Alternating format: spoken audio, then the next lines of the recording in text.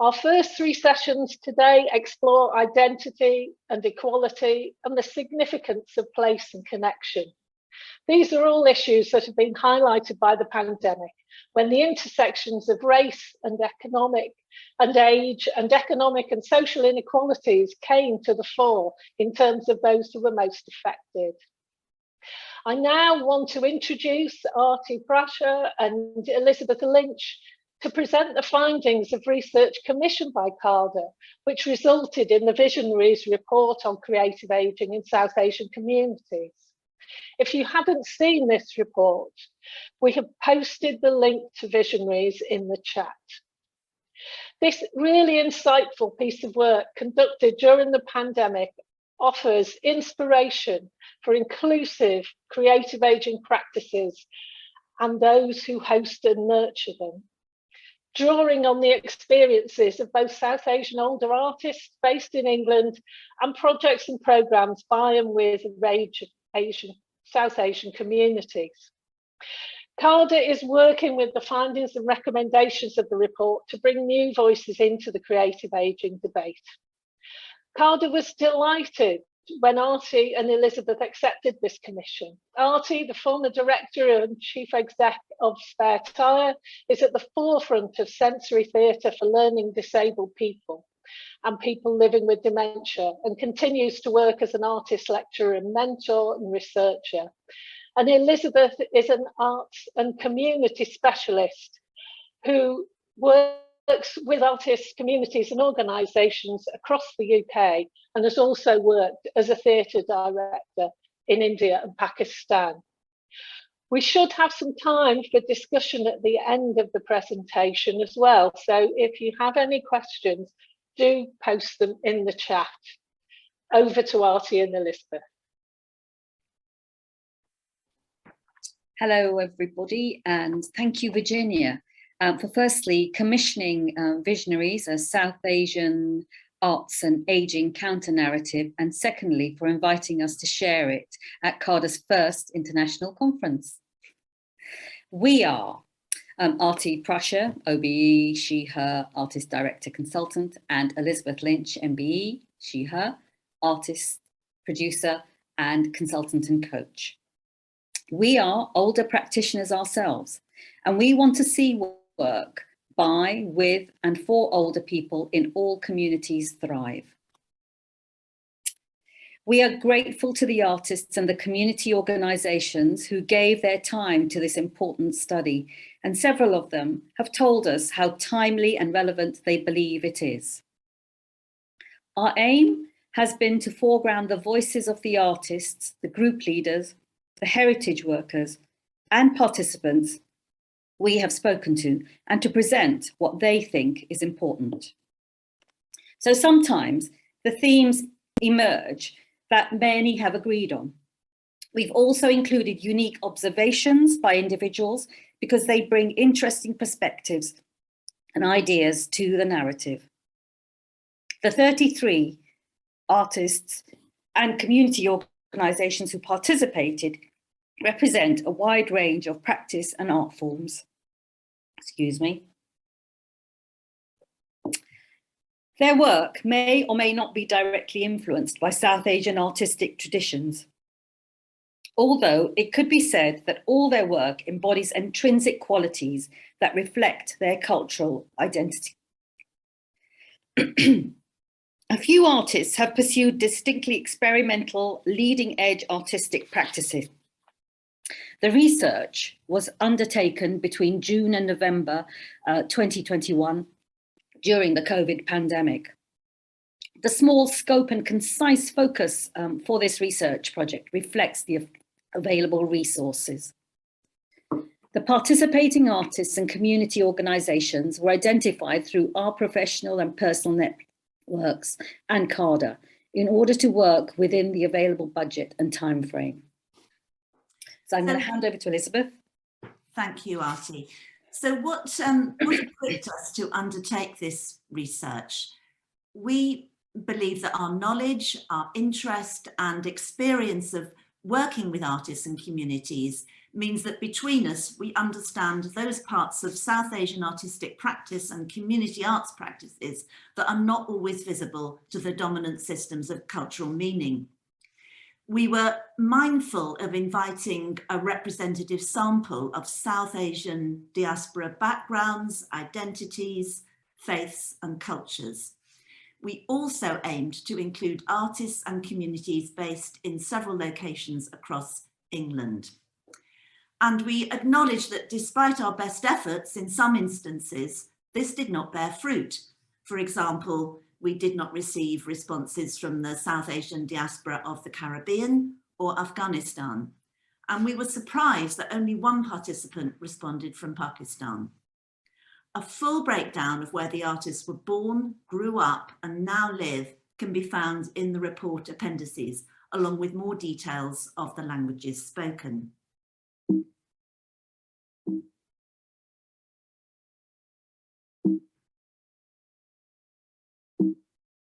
And I'm handing over to Arti now, and I'm trying to change the slide, but it seems to be stuck. I don't know if Jack can help me. Hi, Elizabeth. Perhaps if I see if I can stop the share for you and then reshare it. Okay.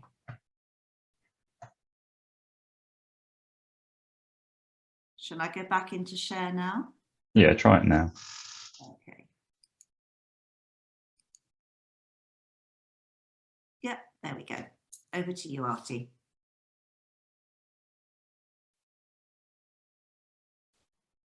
You're on mute, Arti.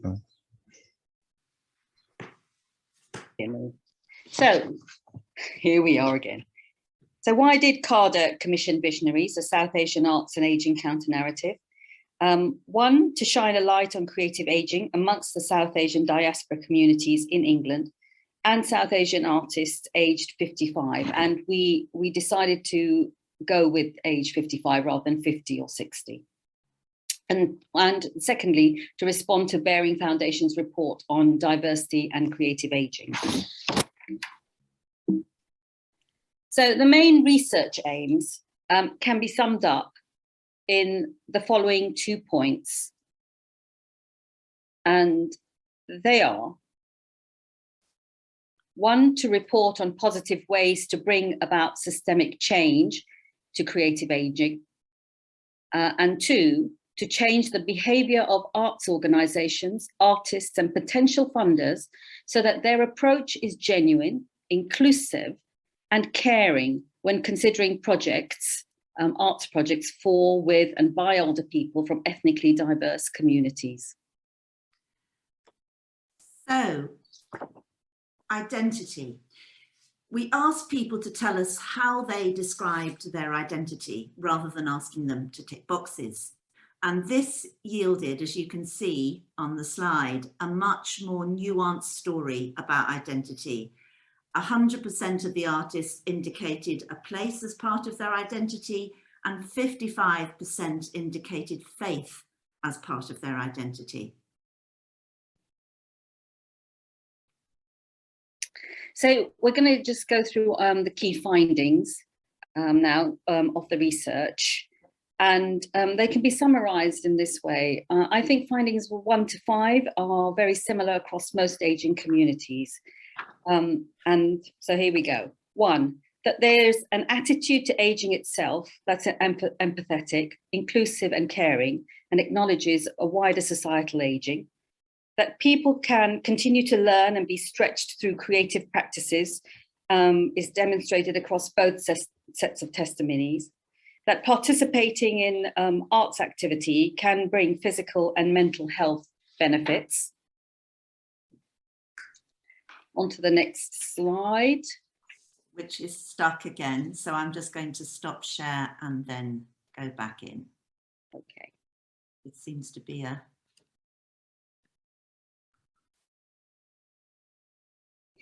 There we go.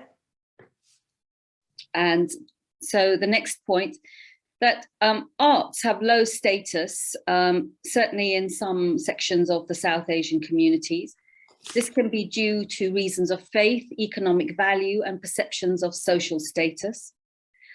Art can generate conversations about difficult or taboo subjects that affect their communities. And I think also these themes, the following themes, number 6 onwards, reflected in both the artists and the communities that we spoke to, the importance of cultural and social heritage that embraces the story of the diaspora in England and its legacy.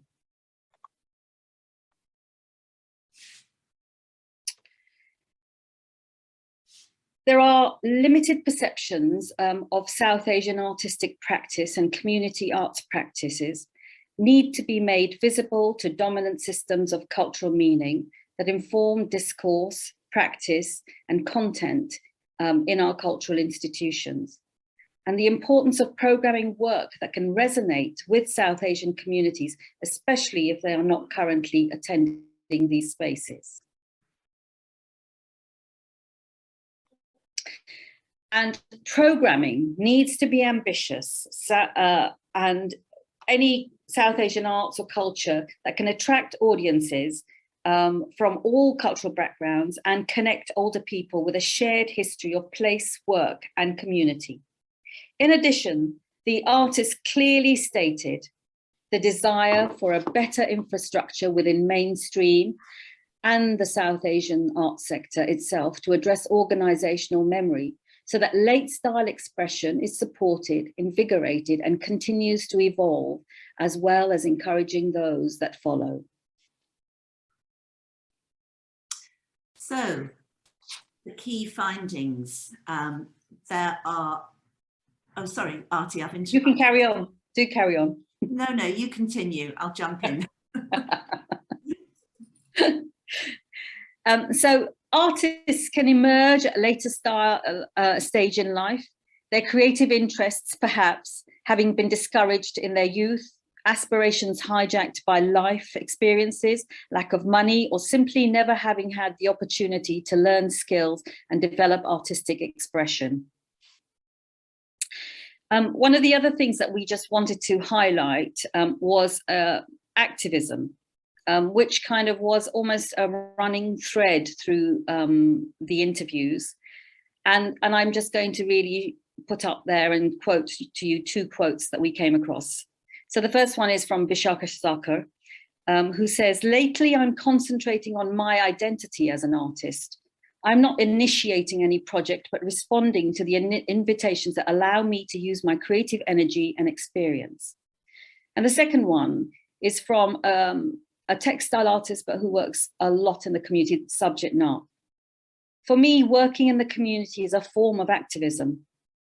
I don't see this path as an alternative to being a failed artist. Instead, there is so much too that can be achieved and encouraged through community-led work." And then also recognition. That was also quite a major theme that was coming through from all the people that we were talking to. Mainly being that they wanted to be in the conversation that matters. And here we're going to refer you to an interview that Shaila Kumari Singh Burman gave to the Evening Standard. And I think it really summed it up about everything that we were all hearing, really, and feeling. So Shaila, she admits, is a little bit pissed off. Fame has been slow to arrive. When she's been working as an artist for so long. That's why we talk about systemic racism. That's why we talk about anti-feminism. Why has it taken the Tate so long to commission me? Well, not just them. I had a lot of shows in the 80s and the 90s because the art world recognized Black and Asian artists then. Then all of a sudden, it was like, that's it. It was almost like some of the galleries were saying, well, we've done you all. So we all went off and did our own things. But as older artists, I think we just want to be in the conversations that matter.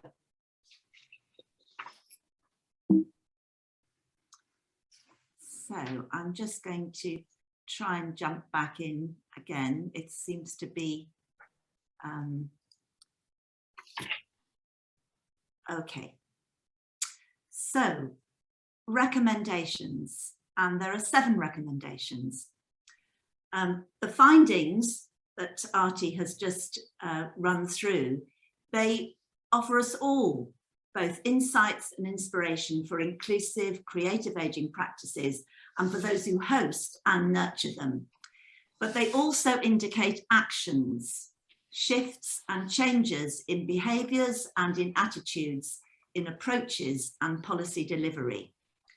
And we recommend that mainstream institutions, organisations and funders are proactive at every level to consider actions and processes that acknowledge the following factors when commissioning or programming and funding work with South Asian diaspora communities. So the first one is the profile and contribution of older South Asian artists needs to be raised and space created for conversations that matter. And we'd like to thank Padma Rao for that wonderful phrase, conversations that matter. The second point is legacy and counter-narratives, collective history and urgency. This is a historical moment in time when stories, artworks and artifacts need to be collected for successive generations and to be placed in the story of art, culture and heritage in England. There's a quote which I'll refer to, that the artists are saying they have all this experience or knowledge as activists sitting in their heads, but it needs to be disseminated. And they need to share the knowledge that they've acquired, even their mistakes. Stop share and go back. I don't know why this technical hitch is happening today, but there we go. We'll work with it. So the third recommendation is to build a diverse and representative arts and heritage workforce in mainstream institutions. This is essential. We've seen it start to happen, but it needs a real radical review of especially the museums and galleries workforce. And there's a quote there about all these years ticking boxes, but now people, South Asian artists and practitioners and organisers want genuine partnerships, and they want resources put into the partnerships.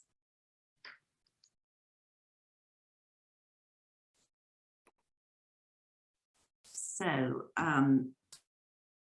next, authentic outreach and facilitation is vital, effective and beneficial.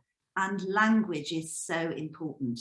South Asian languages are a lightning conductor for outreach and communication with older diaspora communities because they carry with them cultural knowledge and values. And I love this quote by Karanjit Kaur Verdi, who's the director of South Asian Arts UK. She says, language brings people together culturally where faith might divide them. Language is what gives them their nuance of cultural identities. For example, that we're all Punjabi speaking. It doesn't matter whether you're from one side of the border or the other, culturally, food-wise, how we talk, how we laugh, how we joke is very similar. Next is the sharing of knowledge and expertise in creative aging needs to be facilitated, and volunteering with South Asian organisations is crucial to their existence and often central to their values. Over to you, Arti. Thank you. So we'd like to end with the quote, another quote from Bishaka. She says, people who have said that the work that I have done has bridged the gap between cultures. I don't like the word bridge, which always means there is a separation. I like to dive into the riverbed, if you like, to find things that are of common interest. And I think we're just very touched by this quote, and we wanted to end our presentation with it, you know, because it is about common interest. Yes, there's moments of speciality, but there is a lot of common interest. And we love Bishaka for all her adventures that she does. So there she is being projected in that picture from a project by Ansuman Biswas. So thank you very much for listening. And we hope, if you haven't already, that you will read the report. We think it's good. And we know that the people who've taken part think it's also very good. And we're happy to take a few questions, Virginia, if there's a little bit of time. That's great, and thanks to both of you. One, for a great presentation, and two, for overcoming some really interesting challenges with your slides. I don't know what happened there. We never will, but hopefully others will find it a bit easier later on. So we've got about 10 minutes to talk through the findings. If anyone does have any questions, please drop them in the chat. I'd like to start the ball rolling, if that's okay, and inspire people to maybe find out more from you as a result of the report. And I'd just like to ask, you know, I know from reading this brilliant report the complexity and scale of the challenge of making a more inclusive creative ageing environment. And I just wondered if either of you would be willing to identify just one thing that anyone who's listening today might be able to do themselves within their organisation, perhaps, that would take us a step closer to this. I've been visiting various towns and cities recently, and there's a lot of interest in having a wider range of artists involved in the work that they do with older people, and also trying to attract a broader range of older people to their organisations. So would you be willing to offer us one idea that everyone could start with, rather than feeling perhaps that this is too big and someone else will sort it out for them? Shall I go? I mean, it might not just be the one thing. I think that if you're aware of an artist in your local area or a community organisation, then approach them. Don't be afraid to approach them and see what the response is, depending on, you know, what you want them to do. And as long as it's a genuine and sincere approach, you know, it's about starting the conversation. You know, maybe that one may not happen as you perceived it to be, but go with an open mind. Is what I would say. That's really helpful. Thank you, Arti. Elizabeth, have you got any thoughts on this? Yes, I think if there is, for example, a South Asian artist in your community, and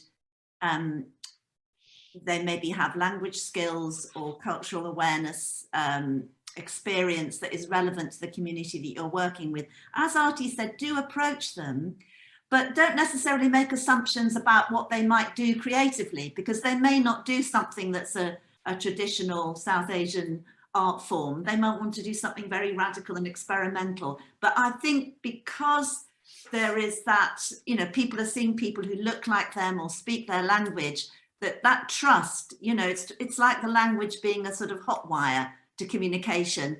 They will trust that person, and then will go, as with lots of artists who strike up a good rapport with the people they're working with, they'll go with them because that trust is there. That's great. Thank you. Thank you.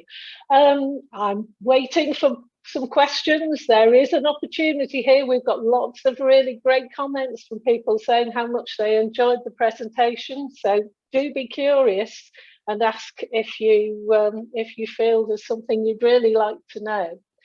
I'd also like to just understand what you feel makes the ideal project, really. Where do you see really good practice that people could perhaps look to for inspiration or for advice? Gosh, point to a project. I mean, I don't know, Elizabeth, is there something that comes to your mind to point to a project? You know, I guess it's about involving people from the get-go, in a way. because that's how I think projects develop and partnerships develop and trust develops in a way. And so it's about bringing people in on an equal playing field, if you like, rather than an afterthought. I think that's what you have to do. There's lots of things that will make it work and make it a good practice. You know, if you need interpretation, bring that in.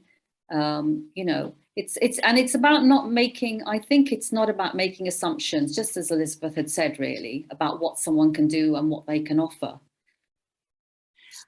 I think that the examples that are in the report are great examples of interesting practice. I think, for example, Srijoni working with Sangini and Subrang Arts. What I liked about them is that they worked with the skills and interests and artistic practices of the people that were involved, which were quite varied.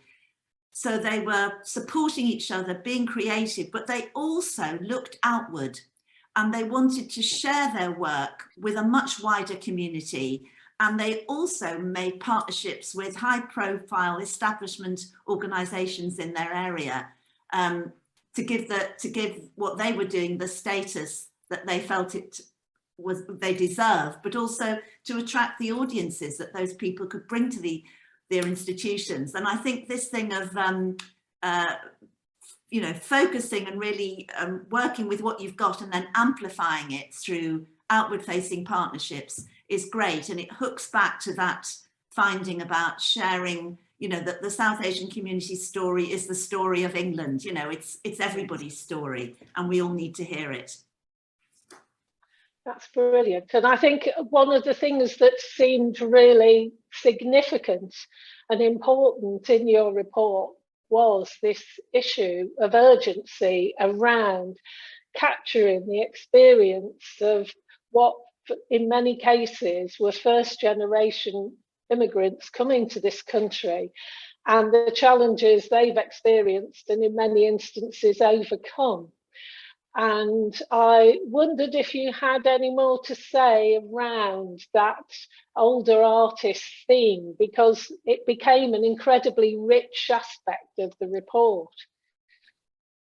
I've begun to call them, the pivotal generation, because they kind of like have lived their lives and they are very British to one extent, but they're looking to the next generation, their parents and a grandparent generation, and thinking that actually that knowledge is no longer going to be available to them very soon. So they're trying to kind of hold on to that. But they're also very aware that there is a younger generation who are not going to have any of that if something is not captured going forward. And it's not about holding it, what I say, in a museum way, but it's about, there's a living legacy that everyone is wanting to capture, you know, whether it's artists or just South Asian parents from the community groups that we spoke to.